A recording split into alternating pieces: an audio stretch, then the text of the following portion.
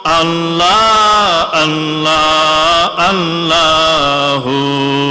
Allah, Allah, Allahu.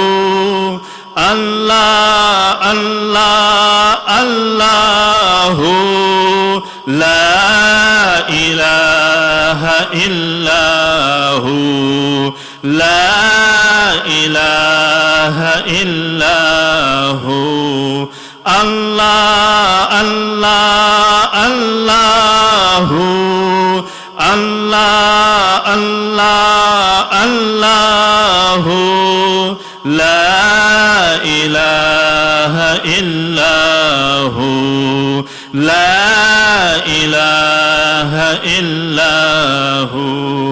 Hasbi Rabbi Jallallah, ma fi qalbi ghayrullah. Noor-e Muhammad sallallah, la ilaha illallah.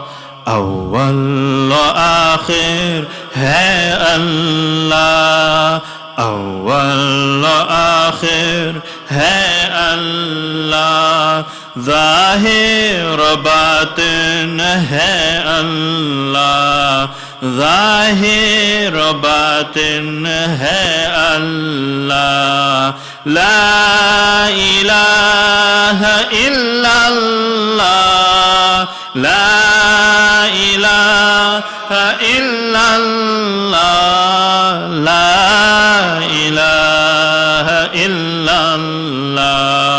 Allah, Allah, Allahu. Allah, Allah, Allahu. La ilaha illahu. La ilaha illahu. Allah, Allah, Allah, Allah, Allah, Allah, Allah, Allah, Allah, Allah, Allah, Allah, Allah, Allah, Allah, Allah, Allah, Allah, Allah, Allah. Allah, Allah, Allah, Allah, Allah, Allah, Allah, Allah. La ilaha illallah, Muhammadur Rasulullah. Subhanallah, Subhanallah, Subhanallah,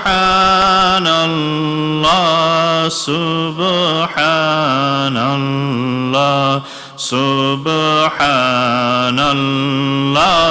Subhanallah.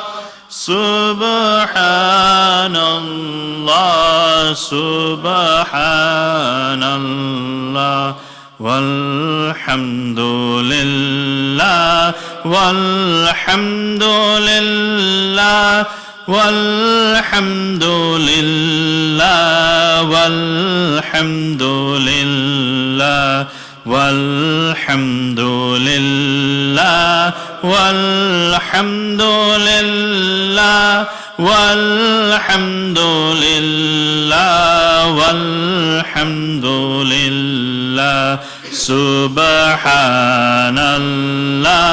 walhamdulillah, subhanallah, walhamdulillah. Subhanallah, walhamdulillah, subhanallah, walhamdulillah. La ilaha illallah, la ilaha illallah, la ilaha الله لا إله إلا الله محمد رسول الله صلى الله عليه وسلم.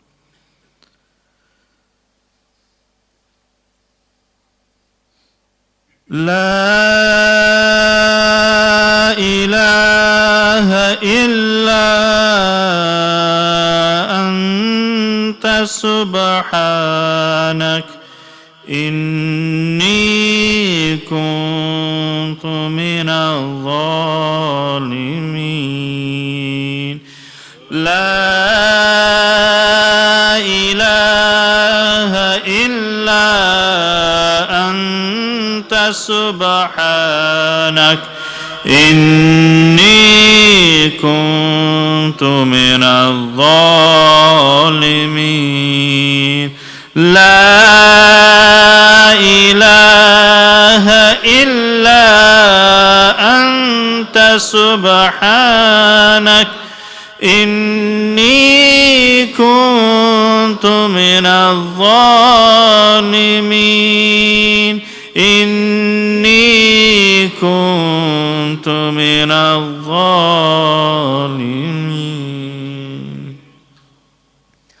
أستغفر الله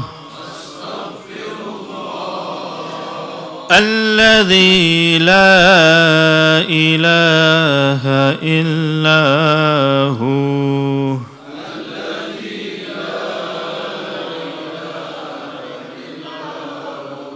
الحي القيوم وأتوب إليه. أستغفر الله الذي لا إله إلا هو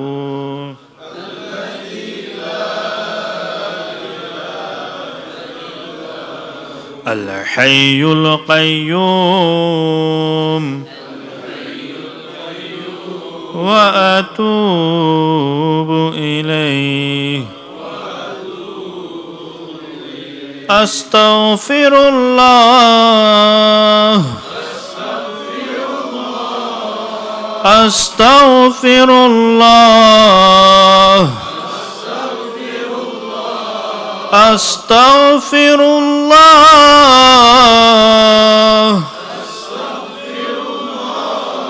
الذي لا إله إلا هو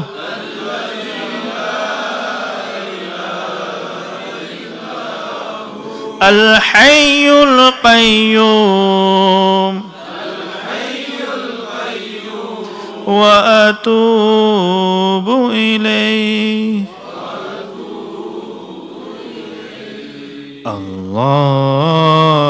اللهم صل على سيدنا ومولانا محمد وعلى آله وأصحابه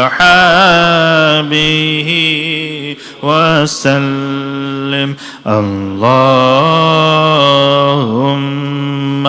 صل على سيدنا ومولانا محمد وعلى آله وأصحابه وسلم. اللهم صل على سيدنا ومولانا محمد وعلى آله وأصحابه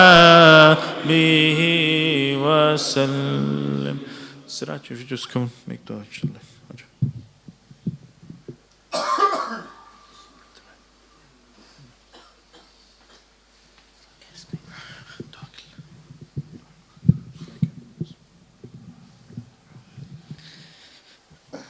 Alhamdulillah Rabbil Alameen. والصلاة والسلام على أشرف الأنبياء والمرسلين اللهم أنت السلام منك السلام تبارك يا ذا الجلال والإكرام ربنا آتنا في الدنيا حسنة وفي الآخرة حسنة وقنا عذاب النار. Ya Allah, you are the most merciful, the most gracious, the most high. There is none worthy of worship besides you. Please accept our mehfil and our zikr in this gathering. Ya Allah, please put us on the righteous path and keep us steadfast on this path. Ya Allah, anyone who's going through any difficulties, please relieve them of them difficulties. Please make us a means to be able to relieve them from them difficulties. Ya Allah, please send your mercy upon us so we can be merciful to others. Ya Allah, please send your forgiveness upon us and allow us to forgive other people. Ya Allah, please grant us goodness in this life and in the hereafter. Ya Allah, please allow us to die on Iman and live on Islam. Ya Allah, please grant more greatness and goodness through our teacher, Sheikh Ahmed Dabag, and allow him to present and convey this message all around the world, and allow us to be able to be part of conveying this message and allowing it to reach others. Subhanakallahumma wa bihamdika la ilaha illa anta astaghfiruka wa atubu ilaik.